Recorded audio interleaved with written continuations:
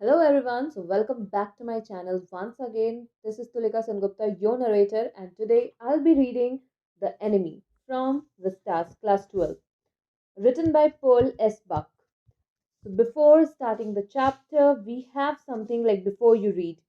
It is the time of the World War. An American prisoner of war is washed ashore in a dying state and is found at the doorstep of a Japanese doctor.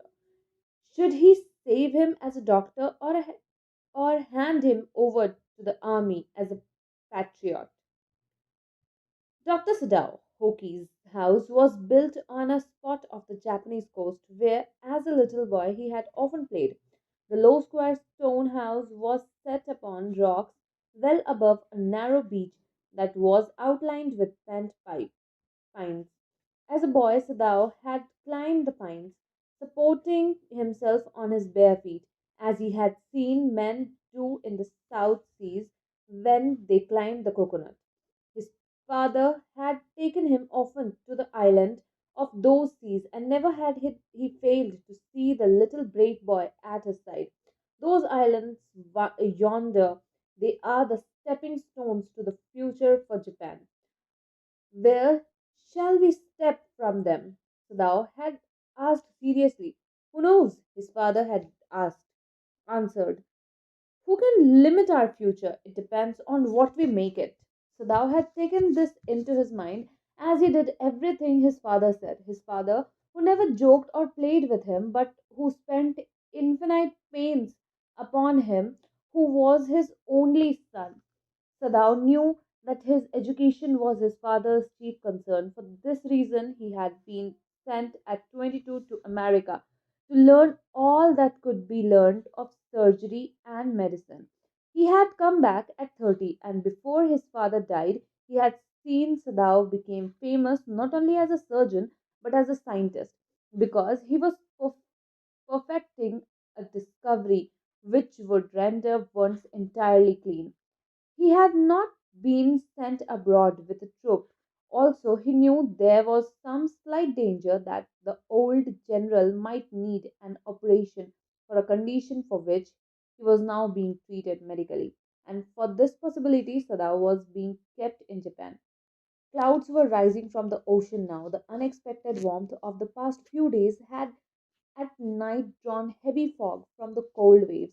So thou watched mist hide outlines of a little island near the shore, and then came creeping up the beach below the house, wreathing around the pines. In a few minutes, fog would be wrapped about the house too. Then he would go into the room where Hannah, his wife, would be waiting for him with his two children. But at this time, the door opened and she looked out, dark blue woolen hair over her kimono. She came to him affectionately and put her arms through his, and he stood, smiled, and said nothing. He had met Hannah in America. But he had waited to fall in love with her until he was sure she was Japanese. His father would never have received her unless she had been pure in her race. He wondered often whom he would have married if he had not met Hannah, and by what luck he had found her in the most casual way. By chance, literally, at an American professor's house. The professor and his wife had been kind people and anxious to do something for their few foreign students, and the students, though bored, had accepted this kindness. Sadao had often told Hannah how nearly he had not gone to Professor Harley's house that night. The rooms were so small, the food so bad, the professor's wife so voluble. But he had gone, and there he had found Hannah, a new student, and had felt he would love her if it were at all possible. Now he felt her hand on his arms and was aware of the pleasure it gave him. Even though they had been married years enough to have the two children, for they had not married heedlessly in America. They had finished their work at school and had came home to Japan, and when his father had seen her The marriage had been arranged in the old Japanese way. Although Sadao and Hana had talked everything beforehand, they were perfectly happy. She laid her cheeks against his arm. It was at this moment that both of them saw something black come out of the mist. It was a man. He was flung up out of the ocean, flung, it seemed, to his feet by a breaker. He staggered a few steps, but his body outlined against the mist, his arms above his head. Then the curled mist hid him again. Who is that? Hannah cried. She dropped Sadao's arm and they both leaned over the railing of the veranda. Now they saw him again. The man was on his hands and knees crawling. Then they saw him fall on his face and lie there. A fisherman, perhaps, Sadao said, washed from his boat. He ran quickly down the steps and behind him Hannah came, her white sleeves flying. A mile or two away on either side there were fishing villages, but there was only the bare and loneliest coast, dangerous with rocks. The surf beyond the beach was spiked with rocks. Somehow the man had managed to come through them. He must be badly torn. They saw when they came towards him that indeed it was so. The sand on one side of him had already a stain of red soaking through. He was wounded, exclaimed. He made haste to the man, who lay motionless, his face in the sand, on an old cap stuck to his head, soaked with sea water. He was in wet rag of garments. Sadao stopped Hannah at his side and turned the man's head. They saw the face, a white man, Hannah whispered. Yes, it was a white man. The wet cap fell away, and there was his wet yellow hair, long, as though for many weeks it had not been cut, and upon his young and tortured face was a rough yellow beard. He was unconscious and knew nothing that they did for him. Now Sadao remembered the wound, and with his expert fingers he began to search for it. Blood flowed freshly at his touch. On the right side of his lower back, Sadao saw the gun wound had been reopened. The flesh was blackened with powder. Sometimes, not many days ago, the man had been shot and had not been tended. It was bad chance that the rock had struck the wound. Oh, how he is bleeding! Hannah whispered again in a solemn voice. The mist screened them now completely, and this time of day no one came by. The fishermen had gone home, and even the chance combers would have considered the day at an end. What shall we do with this man? Sadao muttered. But his strained hands seemed of their own will to be doing what they could to stanch the fearful bleeding. He packed the wound with the sea moss that strewed the beach. The man moaned with pain in his stupor, but he did not awaken. The best thing that we could do would be to put him back in the sea, Sadao said, answering himself. Now that the bleeding was stopped for the moment, he stood up and dusted the sand from his hands. Yes, undoubtedly, that would be best, Hannah said steadily, but she continued to stare down at the motionless man. If we sheltered a white man in our house, we should be arrested, and if we turned him over as a prisoner, he would certainly die, Sadao said. The kindest thing would be to put him back into the sea, Hannah said. But neither of them moved. They were staring with a curious repulsion upon the inert figure. What is he? Hannah whispered. There is something about him that looks American, Sadao said. He took up the battered cap. Yes, there, almost gone, was the faint lettering, a sailor. He said, from an American warship. He spelled it out, U.S. Navy. The man was a prisoner of war. He has escaped, Hannah cried softly, and that is why he is wounded. In the back, Sadao agreed. They hesitated, looking at each other. Then Hannah said with resolution, come, are we able to put him back into the sea? Uh, if I am able, are you? Sadao asked. No, Hannah said. But if you can do it alone. Sadao hesitated again. The strange thing is, he said, that if the man were whole, uh, I could turn him over to the police without difficulty. I care nothing for him. He is my enemy. All Americans are my enemy. And he is only a common fellow. You see how foolish his face is? But since he is wounded, you also cannot throw him back to the sea, Hannah said. Then there is only one thing to do. We must carry him into the house. But the servants, Sadao inquired. We must simply tell them that we intended to give him to the police, as indeed we must. Sadao, we must think of the children and your position. It would endanger all of us if we did not give the man over as a prisoner of war. Certainly, Sadao agreed. I would not think of doing anything else. Thus agreed.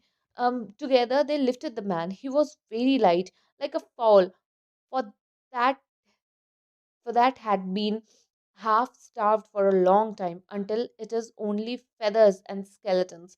So his arm hanging, they carried him up the steps and into the side door of the house. This door opened into a passage, and down the passage they carried the man towards an empty bedroom.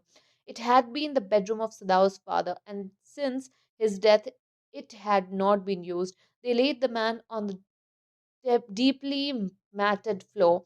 Everything here had been Japanese to please the old man, who would never in his own home sit on a chair or sleep in a foreign bed. Hannah went to the wall cupboards and slid back a door and took out a soft quilt. She hesitated. The quilt was covered with flowered silk and the lining was pure white silk. He is so dirty, she muttered in distress. Yes, he had better be washed, Sadao agreed. If you will fetch hot water, I will wash him. I cannot bear for you to touch him, she said. We shall have to tell the servants he is here. I will tell Yumi now. She can leave the children for a few moments and she can wash him. Sadao considered a moment. Let it be so, he agreed. You tell Yumi and I'll tell the others. But the utter pallor of the man's unconscious face moved him first to stoop and feel his pulses. It was faint, but it was there. He put his hand against the man's cold breast. The hurt, too, was yet alive. He will die unless he is operated on, Sadao said. Considering the question is whether he will not die anyway. Like Hannah carried out in fear. Don't try to save him. What if he should live? Like, what if he should die? Sadao replied. He stood gazing down on the motionless man. This man must have extraordinary vitality, or he would have been dead by now. But then he was very young, perhaps not yet 25. You mean die from the operation? Hannah asked. Yes, Sadao said. Hannah considered this doubtfully, and when she did not answer, Sadao turned away. At any rate, something must be done with him, he said, and first he must be washed. He went quickly out of the room, and Hannah came behind him. She did not wish to be left alone with the white man. He was the first she had seen since she left America, and now he seemed to have nothing to do with those who she had known there. Here he was her enemy, a menace, living or dead. She turned to the nursery and called Yumi, but the children heard her voice and she had to go in for a moment and smile at them and play with the baby boy, now nearly 3 months old. Over the baby's soft black hair, she mentioned with her mouth, Yumi, come with me. I will put the baby to bed. Yumi replied, he is ready. She went with Yumi into the bedroom next to the nursery and stood up with the boy in her arm while Yumi spread the sleeping quilts on the floor and let the baby between them. Then Hannah led the way quickly and softly to the kitchen. The two servants were frightened at what their master had just told them. The old gardener, who was also a house servant, pulled the few hairs of his upper lip. The master ought not to heal the wound of this white man, he said bluntly to Hannah. The white man ought to die. First, he was shot, then the sea caught him and wounded him and with her rocks. If the master heals what the gun did and what the sea did, they will take revenge on us. I will tell him what you say. Hannah replied courteously. But she herself was also frightened, although she was not superstitious as the old man was. Could it ever be well to help an enemy? Nevertheless, she told Yumi to fetch the hot water and bring it to the room where the white man was. She went ahead and slid back the partition. Sadao was not yet there. Yumi, following, put down her wooden bucket. Then said she went over to the white man. When she saw him, her thick lips folded themselves into stubbornness. I have never washed a white man, she said, and I will not wash a one now, so dirty a one now. Hannah cried at her severely. You will do what your master commands you. There was so fierce a look of resistance upon Yumi's round dull face that Hannah felt unreasonably afraid. After all, if the servant should report something that was not as it happened.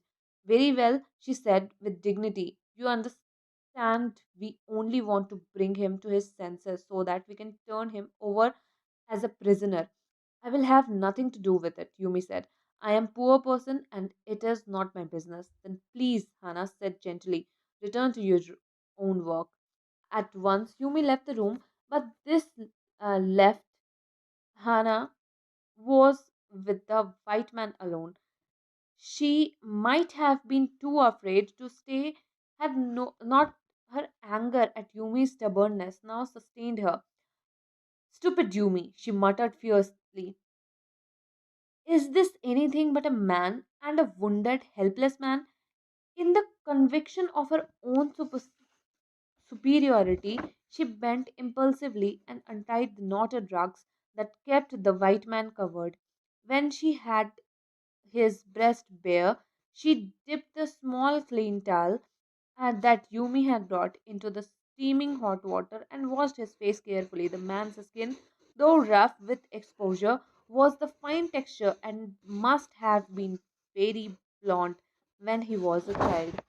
While she was thinking these thoughts, though not really liking the man better, now that he was no longer a child, she kept on washing him until his upper body was quite clean. But she dared not turn him over. Where was Sadao? Where was Sadao? Now her anger was ebbing, and she was anxious again, and she rose, wiping her hands over the wrong towel. Then, lest the man be chilled, she put the quilt over him. Sadao, she called softly. He had been about to come in when she called.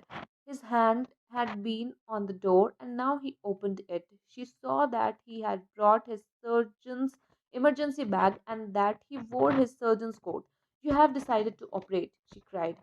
Yes, he said shortly. He turned his back to her and unfolded a sterilized towel upon the floor of the taconoma alcove and put his instrument out upon it. Fetch towel, he said. She went obediently, but how anxious now, to the linen shelves and took out the towel. There out also to be the old pieces of mating so that the blood would not ruin the fine floor covering.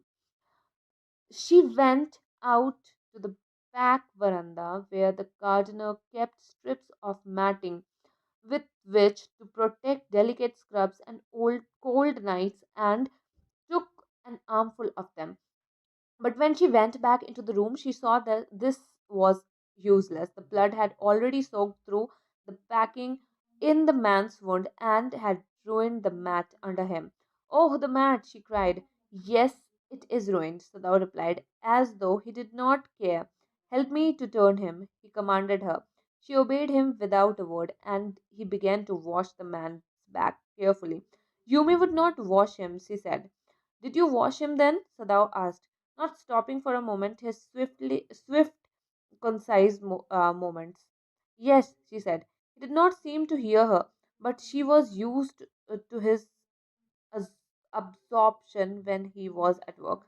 She wondered for a moment if it mattered to him what was the body upon which he worked so long as it was for the work he did so excellently. You will have to give the anesthetic if he need it, he said. I, she repeated blankly, but never have I. It is easy enough, he said impatiently. He was taking out the packing now, and the blood began to flow more quickly. He peered into the wound with the bright surgeon's light fastened on his forehead. The bullet is still there, he said with cool interest. Now I wonder how deep this rock wound is. If it is not too deep, it may be that I can get the bullets.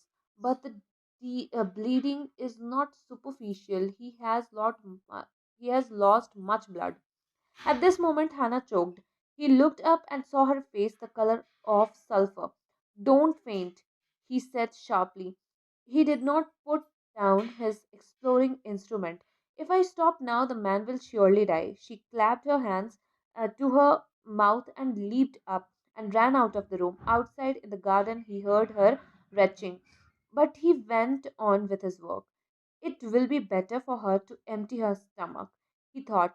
He had forgotten that, of course, she had never seen an operation, but her distress and his inability to go to her at once made him impatient and irritable with this man who lay like dead under his knife. This man, he thought, there is no reason under heaven why he should leave. Unconsciously, this thought made him ruthless and he proceeded swiftly. In his dream, the man moaned, but Sadao paid no heed except to mutter at him. Gron, he muttered. Groan if you like. I am not doing this for my own pleasure. In fact, I do not know why I am doing it. The door opened and there was Hannah again. Where is the anesthetic? She asked in a clear voice. Sadao motioned with his chin. It is as well that you came back, he said. This fellow is beginning to stir. She had the bottle and some cotton in her hand. But how shall I do it? She asked. Simply stretch it, the cotton, and hold it near his nostrils. Sadao replied without delaying for one moment the intricate details of his work. When he breathes badly, move it away and little. She crouched close to the sleeping face of the young American. It was a piteous, thin face, she thought, and the lips were twisted. The man was suffering whether he knew it or not. Watching him, she wondered if the stories they heard sometimes of the suffering of prisoners were true. They came like flickers of rumors, told by word of mouth and away contradicted. In the newspaper, the reporters were always that wherever the Japanese army went, the people received them gladly, with cries of joy at their liberation. But sometimes she remembered such men as General Takima, who at home beat his wife cruelly, though no one mentioned it now that he had fought so victorious a battle of Manchuria. If a man like that could be so cruel to a woman in his power, would he not be cruel to one like this, for instance? She hoped anxiously that this young man had not been tortured. It was at this moment that she observed deep red scar on his neck, but just under the ear. Those scars, she murmured, lifting her eyes to Sadao, but he did not answer. At this moment, he felt the tip of his instrument strike against something hard, dangerously near the kidney. Although left him, he felt only the purest pleasure. He probed with his finger, delicately familiar with every atom of this human body. His old American professor of anatomy had seen to that knowledge. Ignorance of the human body is the surgeon's cardinal sin, sirs. He had thundered at his classes year after year. to operate without as complete knowledge of the body as if you had made it. Anything less than that, that is murder. It is not quite at the kidney, my friend, Sadao muttered. It was his habit to murmur to the patient when he forgot himself in an operation. My friend, he always called his patients, and so now he did, forgetting that his this was his enemy. Then quickly, with the cleanest and most precise of incision, the bullet was out. The man quivered, but he was still unconscious. Nevertheless, he muttered a few English words. Cut, he muttered, choking. They got my guts. Sadao, Hannah cried sharply. Hush, Sadao said. The man sank again into silence and profound that Sadao took up his wrist, hating the touch of it. Yes, there was still a pulse, so faint, so feeble, but enough if he wanted the man to live, to give hope. But certainly I do not want this man to live, he thought. No more anesthetic, he told Hannah. He turned as swiftly as though he had never paused, and from his medicines he chose a small vial, and from it filled a hypodermic and thrust it into the patient's left arm. The putting down then putting down the needle, he took the man's wrist again. The pulse under his finger fluttered once or twice and then grew stronger. This man will live in spite of all, he said to Hannah and sighed. The young man woke so weak, his blue eyes so terrible, when he perceived where he was, that Hannah felt compelled to apologize. She herself served him, for none of the servant would enter the room. When she came in the first time, she saw him summon his small strength to be prepared for some fearful thing. Don't be afraid, she begged him softly. How come you speak English? He gasped. I was a long time in America, she replied. She saw that he wanted to reply to that, but he could not, and so she knelt and fed him gently. The proclaimed swoon. He ate willingly, but still he ate. Now you will soon be strong, she said, not liking him and yet moved to comfort him. He did not answer. When Sadao came in the third day after the operation, he found the young man sitting up, his face bloodless with the effort. Lie down, Sadao cried. Do you want to die? He forced the man down gently and strongly and examined the wound. You may kill yourself if you do this sort of thing, he scolded. What are you going to do with me? The boy muttered. He looked just now barely 17. Are you going to hand me over?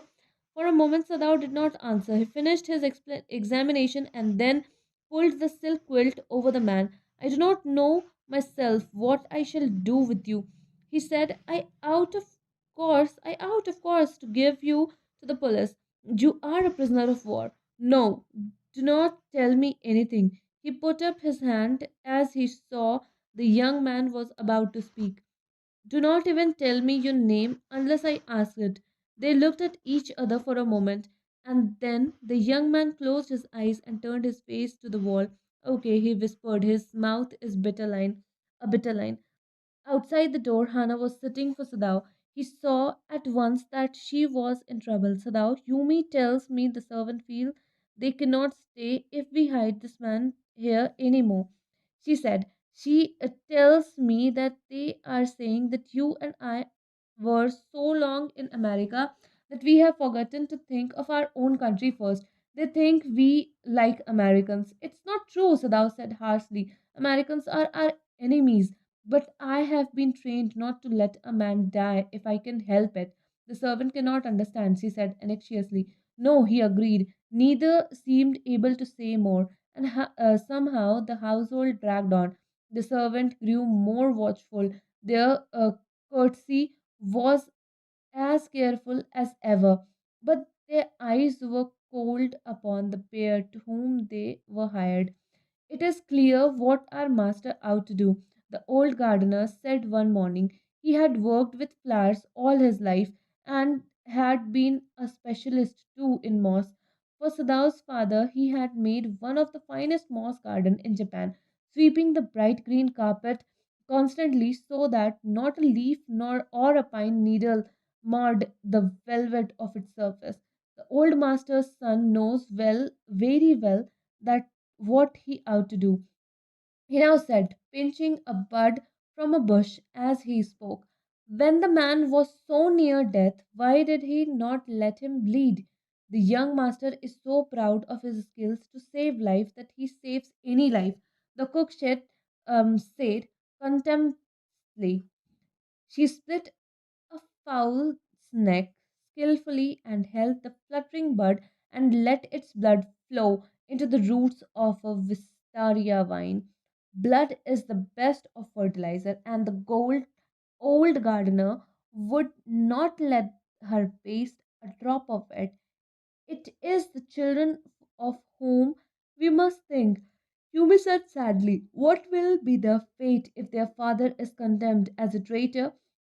They did not try to hide what they said from the ears of Hannah as she stood agreeing the day's flower in the veranda nearby, and she knew they spoke on purpose that she might hear. That they were right, she knew to in most of her being. But there was another part of her which she herself could not understand. It was not sentimental liking of the prisoner. She had came to think of him as a prisoner.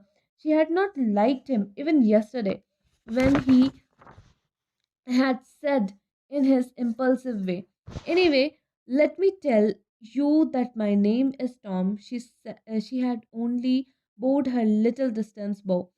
She saw hurt in his eyes but did not wish to assuage it. Indeed, he was a great trouble in the house. As for Sadao, every day he examined the wound carefully. The last stitches had been pulled out this morning, and the young man would, in fortnight, be nearly as well as ever. Sadao went back to the office and carefully typed a letter to the chief of police reporting the whole matter. On the 21st day of February, an escaped prisoner was washed up on the shore in front of my house. So far, he typed and then he opened a secret drawer of his desk and put the unfinished report into it. On the seventh day after that, two things happened. In the morning, the servant left together, their belongings tied in large square cotton kerchiefs. When Hannah got up in the morning, nothing was done, the house not cleaned, and the food not prepared, and she knew what it meant. She was dismayed and even terrified, but her pride as a mistress would not allow her to show it. Instead, she inclined her head gracefully when they appeared before her in the kitchen, and she paid them off and thanked them for all that they had done for her.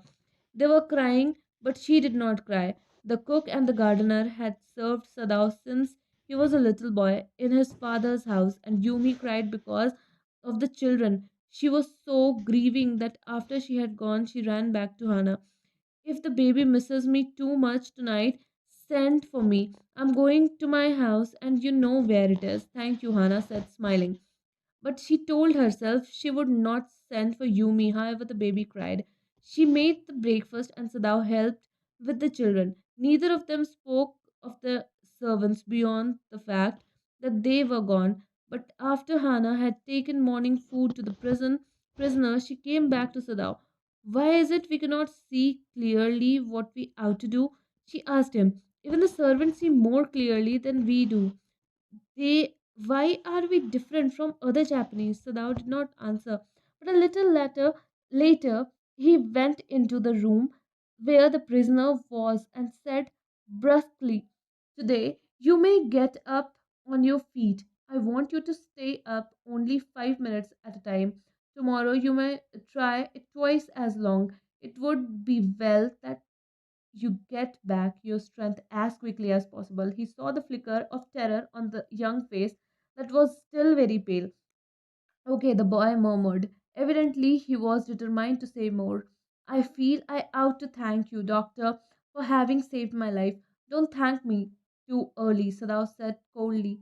He saw the flicker of terror again in the boy's eye, terror as unmistakable as an animal's. The scar of his neck were crimson for a moment. Those scars, what are they? Sadao did not ask. In the afternoon, the second thing happened. Hannah worked hard and unaccustomed labor saw a messenger come to the door in official uniform. Her hands went weak and she could not draw her breath. The servant must have told already. She ran to Sadao, gasping, unable to utter a word. But by then, the messenger had simply followed her through the garden, and there he stood. She pointed at him helplessly. Sadao looked up for his book. He was in his office, the other partition of which was thrown open to the garden for the southern sunshine. What is it? He asked the messenger, and then he rose. Seeing the man's uniform, you are to come to the palace, the man said. The old general is in pain again. Oh, Hannah breathed. In that all? All? The messenger exclaimed. Is that all? Uh, all? The messenger exclaimed.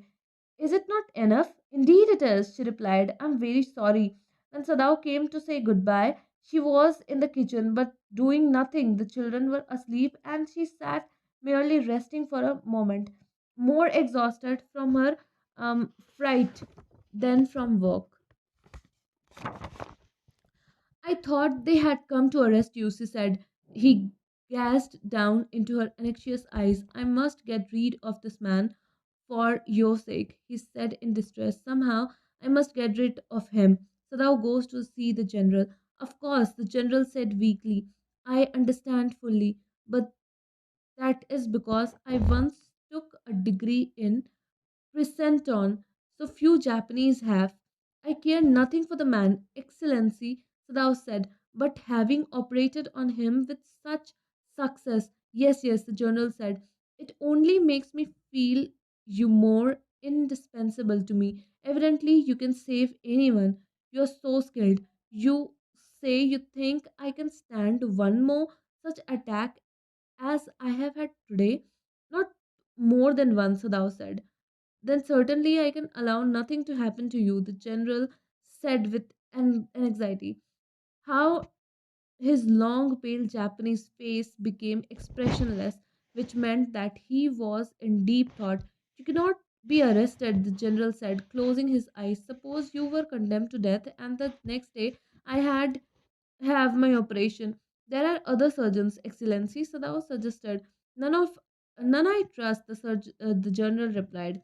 The best ones have been trained by Germans and would consider the operation successful even if I die. I do not care for their point of view, he sighed. It seems a pity that we cannot better combine the German ruthlessness with the American sentimentality. Then you could turn your prisoner over to execution, and yet I could be sure you would not murder me while I was unconscious. The general laughed. He had an unusual sense of humor. As a Japanese, could you not combine these two foreign elements? He asked. Sadao smiled. I am not quite sure, he said, but for your sake, I would be willing to try, Excellency. The general shook his head. I had rather not be the test case, he said. He felt suddenly weak and overwhelmed with the care of his life as an official in times such as these when repeated victory brought responsibilities all over the South Pacific. It is very unfortunate that this man should have washed up on your doorstep, he said irritably. I feel it so myself, Sadao said gently. It would be best if he could be quietly killed, the general said. Not by you, but by someone who does not know him. I have my own private assassins. Suppose I send two of them to your house tonight, or better, any night. You need know nothing about it. It is now warm. What would be more natural than that you should leave the outer partition of the white man's room open to the garden while he sleeps? Certainly, it would be very natural, Sadao agreed. In fact, it is so left upon every night. Good, the general said, yawning. They are very capable assassins. They make no noise and they know the trick of inward bleeding. If you like, I can even have them remove the body. So thou considered that perhaps would be best, Excellency. He agreed, thinking of Hannah. He left the general's presence then and went home, thinking over the plan. In this way, the whole thing would be taken out of his hand. He would tell Hannah nothing, since she would be timid at the idea of assassinating in the house, and yet certainly such prisons were essential in an absolute state such as Japan was. How else could rulers deal with those who opposed them? He refused to allow anything but reason to be the atmosphere of his mind, and he went into the room where the American was in bed. But as he opened the door, to his surprise, he found the young man out of the bed and prepared to go into the garden. "What is this?" he exclaimed. "Who gave you permission to leave your room?" "I'm not used to waiting for permission," Tom said gaily. "Gosh, I feel pretty good again, but well, will the muscles on the side always feel stiff?" "It is it so?" Sadao inquired, surprised. "I forgot all else. Now I thought I had provided against that," he murmured. He lifted the edge of the man's shirt and gazed at the healing scar. "Massage may do it," he said. "If exercise does not, it won't bother me much," the young man said. His young face was gaunt under the stubbly blond beard. "Say, doctor, I have got something I want to say you. If I haven't met a zap like you, well, I wouldn't be alive today. I know that." Sadao bowed, but he could not speak. "Sure, I know that," Tom went on warmly. His big thin hands gripping a chair were white at the knuckles. "I guess if all the Japs were like you, there wouldn't have been a war," perhaps Sadao said with difficulty. "And now I think you had better go to bed." He helped the boy back into bed and then bowed. "Good night," he said. Sadao slept badly that night. Time and time again he woke, thinking he heard the rustling of footsteps, the sound of a twig broken, or a stone displaced in the garden, a noise such as men might make who carried a burden. The next morning he made the excuse to go first into the guest room. If the American were gone, he then could simply tell Hannah that so the general had directed. But when he opened the door, he saw at once that there on the pillow was the shaggy blonde head. He could hear the peaceful breathing of sleeping, and he closed the door again quietly. "He is asleep," he told Hannah. "He is almost well to sleep like that." "What shall we do with him?" Hannah whispered her old refrain. Shadao shook his head. "I must decide in a day or two," he promised. But certainly, he thought, the second night must be the night. There rose a wind that night, and he listened to the sound of bending box and rustling partitions. Hannah woke too. "Out, we not to go and choose close to sick man's partition?" she asked. "No," Sadao said. "He is able now to do it for himself." But the next morning, the American was still there. Then the third night, of course, must be the night. The wind changed to quite rain, and the garden was full of sound of dripping eaves and running springs. Sadao slept a little better. But he woke at the sound of crash and leaped to his feet. "What was that?" Hannah cried. The baby woke at her voice and began to wail. "I must go and see." But he held her and would not let her move. "Sadao," she cried, "what is the matter with you? Don't go," he muttered.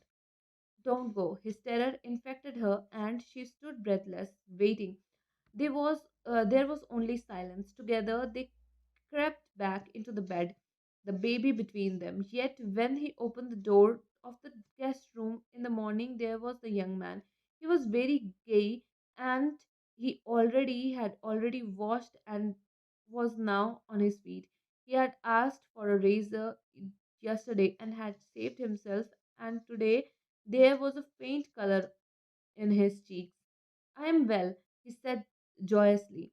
Sadao drew his kimono round his weary body. He could not, he decided suddenly, go through another night. It was not that he cared for the young man's life. No, simply it was not worth the strain. You are well, Sadao agreed. He lowered his voice. You are so well that I think if I put my boat on the shore tonight with food and extra clothing in it, you might be able to row to that little island not far from the coast. It is so near the coast that it has not been worth fortifying. Nobody lives on it because in storm it is submerged. But this is not the reason of storm. You could leave there until you saw a Korean fishing boat pass by. They pass quite nearly the island because the water is many fathoms deep there. The young man stared at him, slowly comprehending. Do I have to? He asked. I think so, Sadao said gently. You understand, it is not hidden that you are here. The young man nodded in perfect compassion. Okay, he said simply.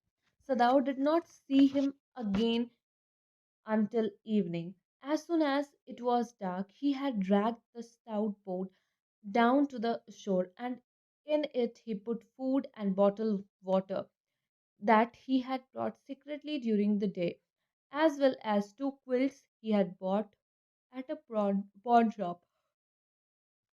The boat he tied to a post in the water, for the tide was high. There was no moon, and he worked without a flashlight.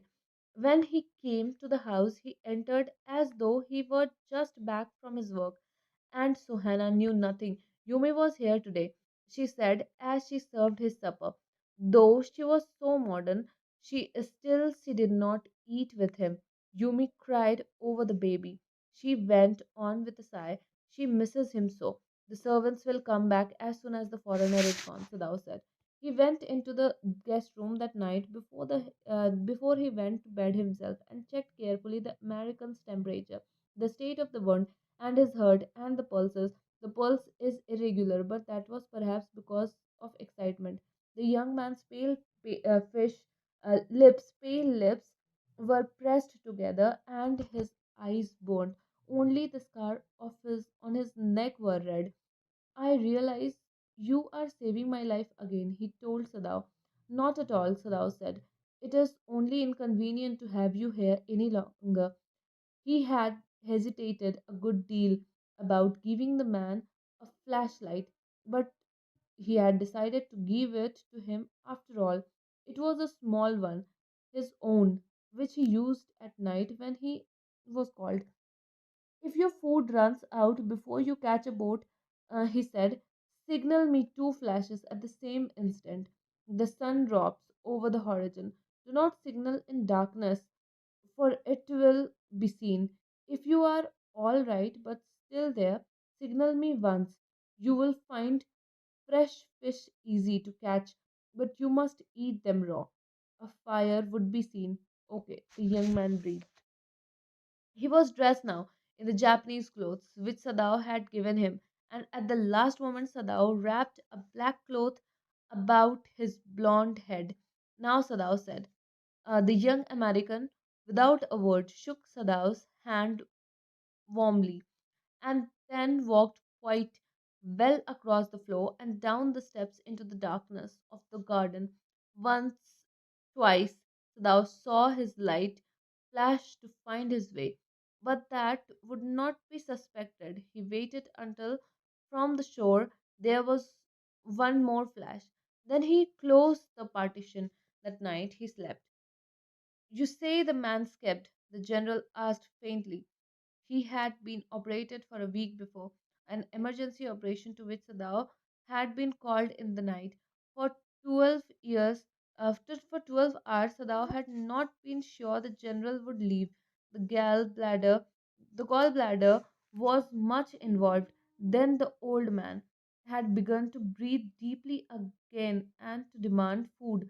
Sadao had not been able to ask about the assassins. So far as he knew, they had never come. The servants had returned and Yumi had cleaned the guest room thoroughly. and had burned surplus in it to get the white man's smell sulfurs and had burnt sulfurs in it to get the white man's smell out of it. Nobody said anything. Only the gardener was cross because he had got behind with the chrysanthemums.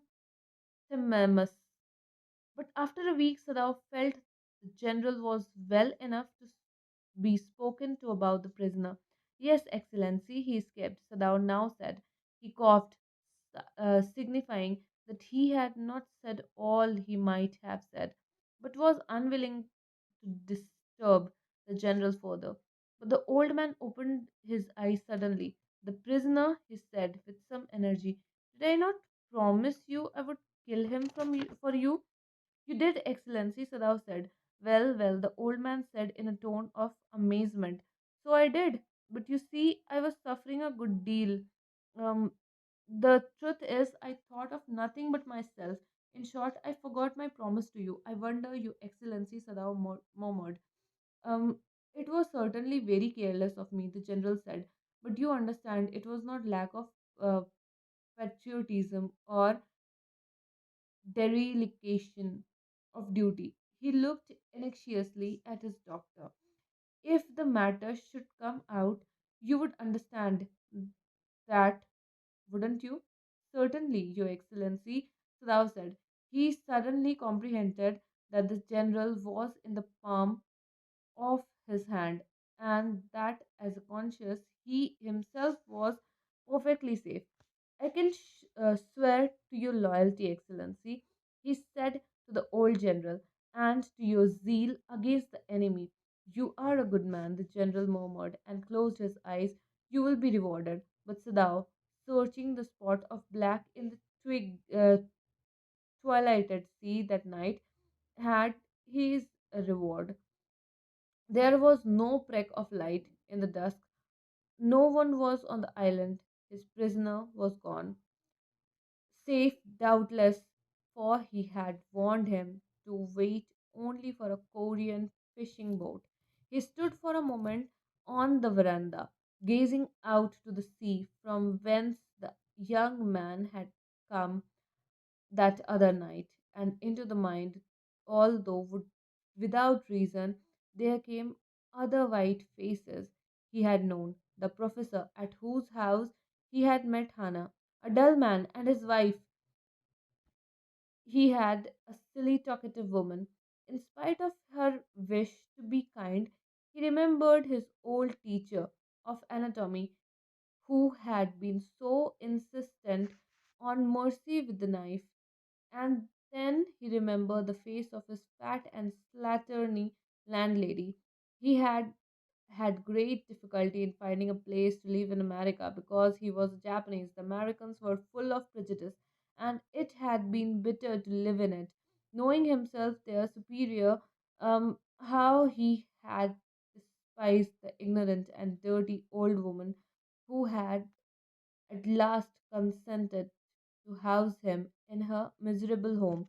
He had once tried to be grateful to her because she had, in his last years, nursed him through influenza. But it was difficult, for she was no less repulsive to him in her kindness.